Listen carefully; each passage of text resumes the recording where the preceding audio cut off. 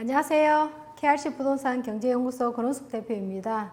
얼마 전에 그 대출 규제에 대해서 다시 한번 발표를 했죠. DSL이란 대출이 지금까지의 대출보다 더 깐깐해졌다 생각하시면 되는데요.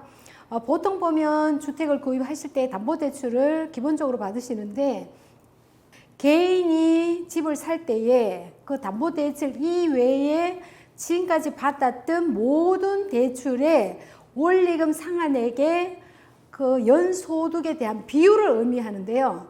쉽게 말씀을 드리면 지금까지의 대출보다 훨씬 더 깐깐해졌기 때문에 담보대출로 받아서 잔금을 칠 예정인 분들은 조금 더 자금이 조금 더 많이 들어간다 생각은 기본적으로 하셔야 된다고 보시면 되겠습니다. 무엇보다도 지금 당장 이 대출에 대한 시행이 지금 7월 달부터 바로 시행이 되기 때문에 계약을 걸쳐 놓고 예를 들어 아파트 청약을 받으신 분들은 보통 계약해 놓고 나면 2, 3년이 걸리잖아요. 입주까지. 그러면 담보대출로 해서 잔금을 치르는데 이 계약이 걸쳐 있는 분들은 당장에 원래 7월 달부터 바로 시행을 하기 때문에 2, 3년 뒤에 잔금에 대한 이 자금 계획이 차질이 생길 가능성이 아주 높다 이렇게 보시면 되는데요.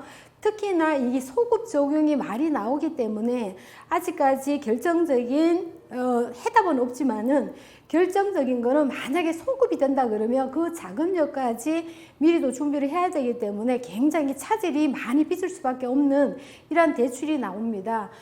그렇기 때문에 1년마다 특히 또 갱신을 하는 이 신용대출이 또 애매해졌죠.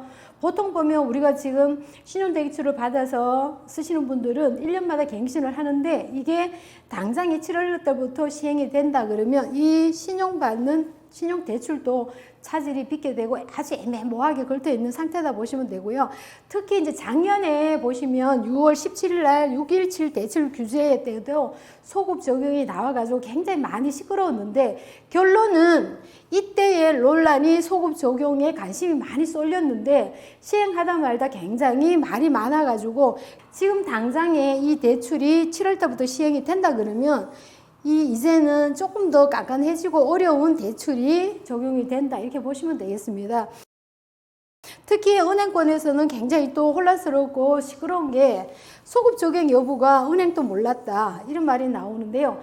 정말 이게 어떻게 된 일인지 앞으로 대출은 어떻게 되는지 내가 신용뿐만 아니라 담보대출, 카드대출, 뭐 자동차 할부금까지 다 포함해서 거기에 원리금을 합산해서 비율로 해서 나오기 때문에 굉장히 어려운 상황이다 이렇게 보시면 되겠습니다.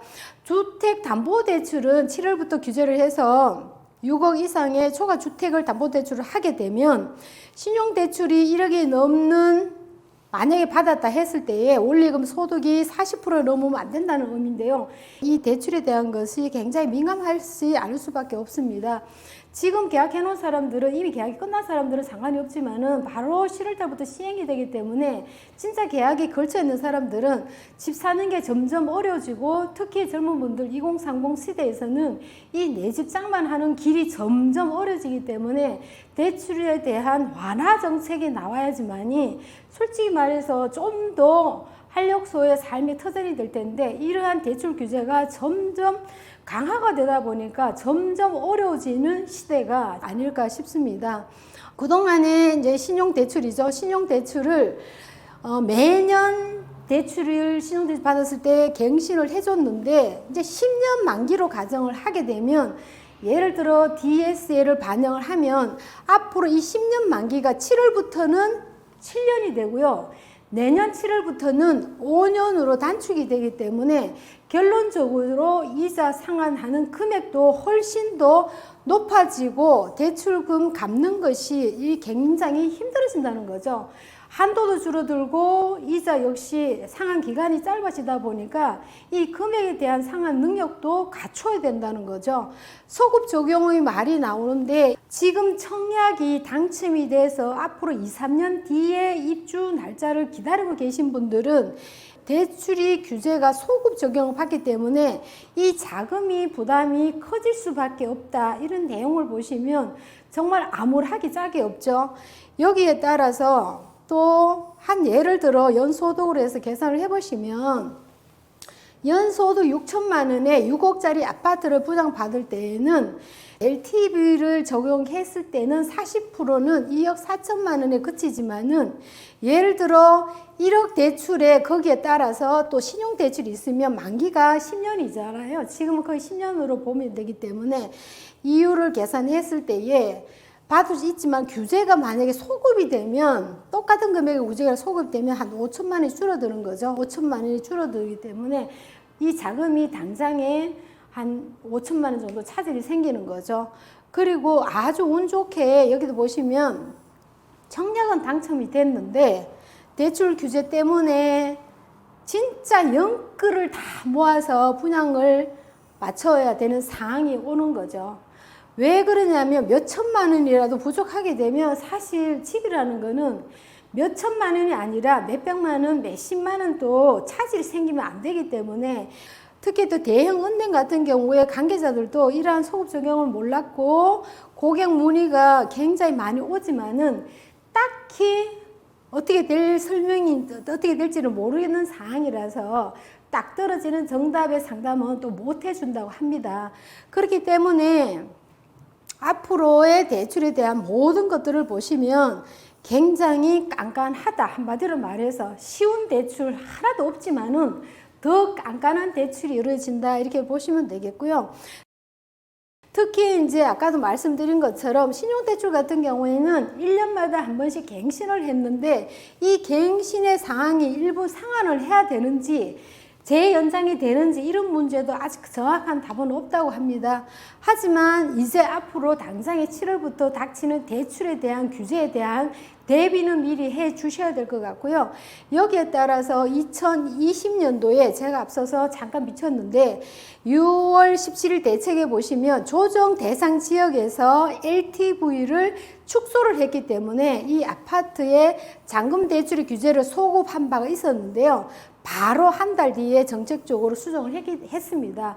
이때의 소급 적용을 처음으로 했는데 요번에 SDR을 만약에 한다 그러면 소급 적용을 한다 그러면 굉장히 혼란스럽게 진짜 이 계약에 걸쳐 있는 청약이 당첨됐지만 진짜 기쁨도 한순간이 될 수밖에 없는 이러한 상황이 온다는 거죠.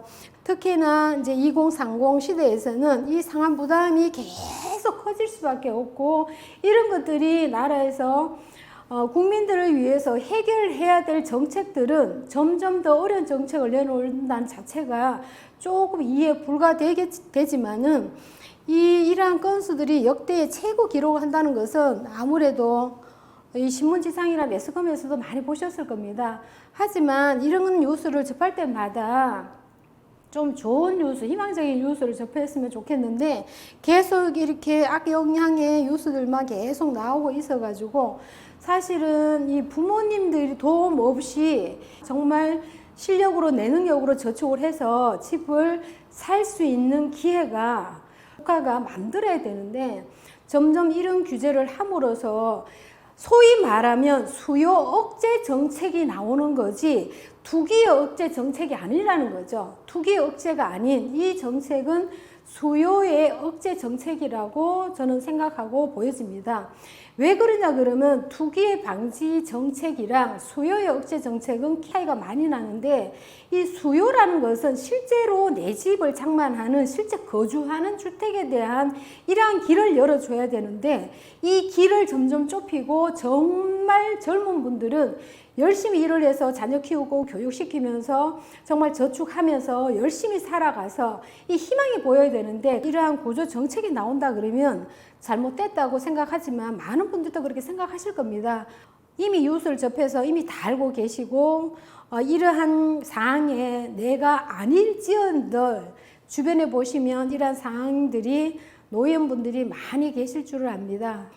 좀 더 이제 완화되는 정책, 정말 서민이라도 은행 문을 쉽게 두들길 수 있는 이러한 정책이 나왔으면 하는 희망을 가져봅니다.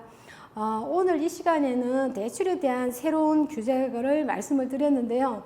계속 이렇게 무거운 뉴스 이외에 정말 가벼운 뉴스, 즐거운 뉴스, 희망적인 뉴스를 접할 날을 정말 손꼽아 기다려 보겠습니다. KRC 권올숙 대표였습니다.